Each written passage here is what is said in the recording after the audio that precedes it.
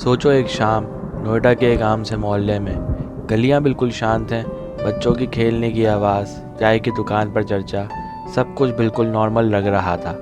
लेकिन किसी को भी अंदाज़ा नहीं था कि इन्हीं दीवारों के बीच एक ऐसा राज छुपा है जो देश का सबसे भयानक सच बन जाएगा। ये कहानी है निथारी के एक घर की। बाहर से देखने में बिल्कुल आम, लेकिन अंदर से मौत का ऐसा खेल छुपा था जिसे सुन के पुलिस भी कांप उठी। जब ऑफिसर्स ने दरवाज़ा तोड़ा और अंदर गए तो उनके होश उड़ गए। हर कोने में बच्चों के कपड़े, जूते और हड्डी के टुकड़े बिखरे मिले। सोचो, जो गली रोज़ ज़िंदगी से भरी रहती थी, वहाँ खौफ का साया किस तरह से मचल रहा था। और सबसे हैरानी की बात, कोई शक भी नहीं कर रहा था। मोहल्ला सोच भी नहीं पा रहा था कि उनके आसपास इतना बुरा सच छुपा है।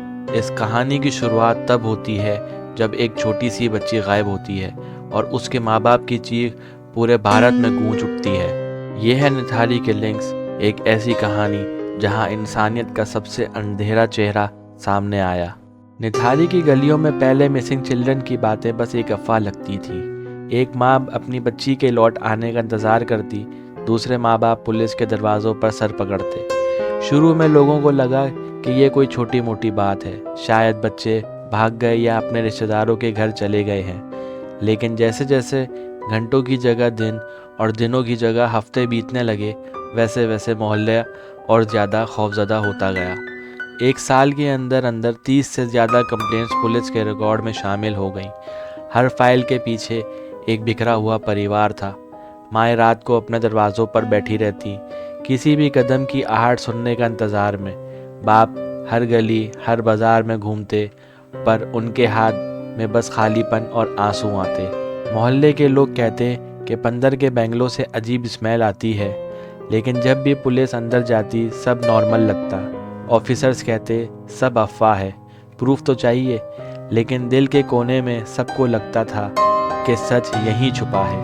दिसंबर 2006 में एक औरत ने पुलिस स्टेशन के बाहर प्रोटेस्ट किया। उसने चिल्लाते हुए कहा, मेरी बेटी अंदर है, उस घर में है, कोई क्यों नहीं सुन रहा। उसके आंसू और चीखें लोकल मीडिया तक पहुंच गए। धीरे धीरे भीड़ जमा होने लगी और पूरे एरिया का गुस्सा पुलिस पर उतर आया। यही वो मोमेंट था जहां एक सिंपल मिसिंग केस एक नेशनल स्कैंडल बन गया। मीडिया के कैमरेस बेंगलोर के गेट पर आ गए। रिपोर्टर्स चिल्लाने लगे, आखिर निथारी में हो क्या रहा है। प्रेशर बढ़ गया और पुलिस मजबूर हो गई। उन्हें उस घर की तलाशी लेनी पड़ी जहां मोहल्ला दिन से शक कर रहा था, और जो कुछ पुलिस को वहां मिला उससे पूरे देश की रूह कांप उठी। 29 दिसंबर 2006 नोएडा पुलिस ने जब निथारी के बेंगलोर का दरवाज़ा तोड़कर अंदर कदम रखा, किसी को अंदाज़ा नहीं था कि वो क्या देखने वाले हैं। पहली नज़र में घर एक अमीर आदमी का नॉर्मल मकान लग रहा था। बड़ी दीवार, सुंदर लॉन, मजबूत दरवाज़ा, लेकिन अंदर की हवा में एक अजीब सी घबराहट थी। जब ऑफिसर्स बैकयार्ड की तरफ गए और मिट्टी खोदना शुरू की तो उनकी तस्वुर की दुनिया ही हिल गई। सबसे पहले एक बोरी मिली जिसमें से हड्डी के टुकड़े गिरने लगे। पहले सोचा गया कि शायद जानवर की होगी, लेकिन फॉरेंसिक ने कंफर्म किया कि इंसान की हड्डी है। खुदाई रुकी नहीं, हर कोने से नए रिमेन्स सामने आने लगे। छोटी छोटी चीज़ें जो दिल चीर कर रख दें। एक स्कूल बैग, एक छोटी सैंडल, एक ब्रेसलेट जो अभी तक चमक रहा था, और इनके साथ इंसानी खोपड़ियाँ और हड्डियाँ जो साफ बताते थे कि ये सब नन्हे बच्चे हैं। एक इंस्पेक्टर ने बाद में कहा, मैंने अपनी ड्यूटी में मर्डर सीन्स देखे हैं, लेकिन उस दिन जो देखा उसने मेरी रूह हिला दी। लग रहा था मैं जिंदा इंसानों के बीच नहीं, एक कब्रिस्तान में खड़ा हूँ। बैकयार्ड से टोटल 19 ढांचे और दर्जन इंसानी बाकियात निकल कर आए। पेरेंट्स जिन्होंने अपने बच्चे खो दिए थे उन्हें बुलाया गया पहचान के लिए। किसी माँ ने अपने बेटे का स्कूल बैग देखा और बेहोश हो गई। कोई पिता अपने बच्चे की सैंडल देखकर फूट फूट कर रोता रहा। हर चीज़ एक नई चीख बनकर हवा में गूंज रही थी। जब ये खबर मीडिया तक पहुंची तो पूरा इंडिया हिल गया। न्यूज़ वैन्स बेंगलोर के बाहर लग गईं। रिपोर्टर्स टीवी पर लाइन चलाने लगे, ये मौत का घर है, ये निथारी का हाउस ऑफ हॉरर है।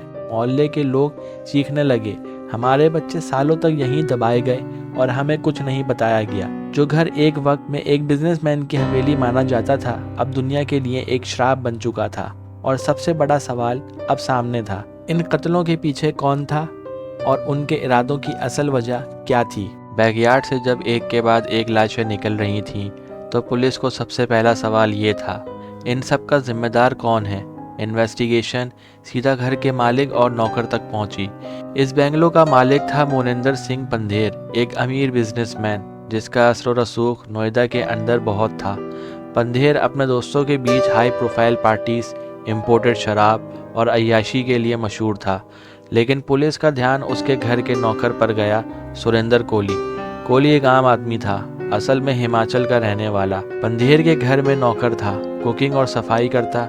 जब पुलिस ने उसे कस्टडी में लिया और इंटेंस इंट्रोगेशन शुरू किया तो पहले वो चुप रहा, लेकिन कुछ ही दिन बाद उसने ऐसी बातें कबूल की जो सुनकर सबकी रूह कांप उठी। रिपोर्टर्स के मुताबिक कोहली ने कन्फेस किया कि वो बच्चों को घर के अंदर घुमाने के बहाने बुलाता था, फिर उन्हें मारकर उनकी बॉडीज टुकड़े टुकड़े कर देता। कुछ हिस्सों को प्लास्टिक बैग्स में डालकर फेंक देता और कुछ को बैकयार्ड में दबा देता। और सबसे हैरान कर देने वाली बात, फॉरेंसिक और मीडिया रिपोर्ट्स में कहा गया कि कोहली ने कुछ लाशों के साथ नेक्रोफिलिया और कैनिबलिज्म जैसे घिनौने क्राइम्स किए। जब ये कन्फेशन पब्लिक हुआ तो मीडिया ने इस केस को इंडिया का सबसे भयानक क्राइम डिक्लेयर कर दिया। टीवी डिबेट चलने लगे, क्या कोहली एक सीरियल किलर है या उसके पीछे पंधेर भी शामिल है। पंधेर के खिलाफ भी इल्ज़ाम लगे। पुलिस रिकॉर्ड्स में लिखा गया कि पंधेर के बेडरूम से ऑब्सीन मैगजीन्स और सीडीज मिली। कुछ पेरेंट्स ने कहा कि उनके बच्चे पंधेर के कहने पर बुलाए गए, लेकिन पंधेर हर वक्त ये कहता रहा, मुझे कुछ नहीं पता, सब कोहली के करतूत हैं। कोर्ट ट्रायल शुरू हुए। सुरेंद्र कोहली को एक के बाद एक केसेस में गिल्टी पाया गया और उसे डेथ पेनल्टी तक दी गई। पंधेर पर कुछ चार्जेस गए, लेकिन कुछ में वो क्लीन चिट लेकर बच गया। इस वजह से आम लोग और विक्टिम फैमिलीज और ज़्यादा गुस्से में आ गए। एक माँ कोर्ट के बाहर चिल्लाते हुए कहा, मेरा बच्चा मारा गया और पंधेर अभी भी जी रहा है, ये इंसाफ है। मीडिया ने इस केस को हाउस ऑफ हॉरर ट्रायल का नाम दे दिया। हर दिन नए ट्विस्ट आते, लेकिन असल सवाल ये था, क्या असली मास्टरमाइंड कोहली था? ये पंधेर भी उतना ही जिम्मेदार था जितना उसका नौकर। 2006 के बाद निथारी किलिंग सिर्फ एक क्राइम स्टोरी नहीं रही, बल्कि एक ऐसा राज बन गया जिसने पूरे सिस्टम की कमज़ोरी को वाज़े कर दिया। जब घर के बैकयार्ड से एक के बाद एक बच्चों की लाशें मिलने लगी तो पूरे देश कांप उठा। हर तरफ एक ही सवाल था, इतनी देर तक सब चुप क्यों रहे?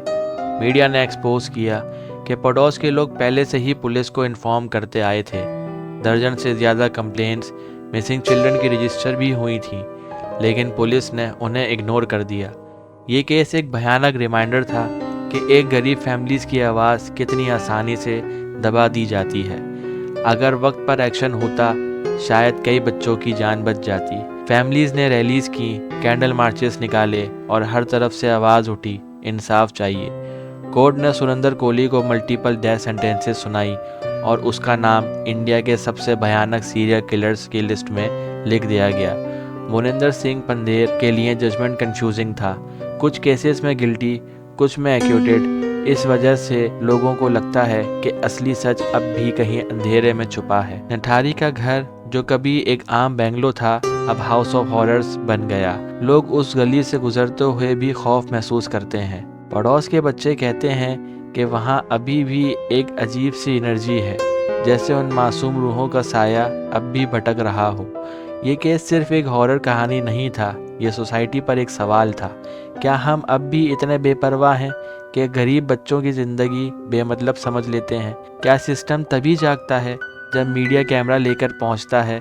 इस केस के बाद मिसिंग चिल्ड्रन के केसेस पर ज़्यादा फोकस किया गया। एनजीओस और एक्टिविस्ट ने नए कैंपेन शुरू किए।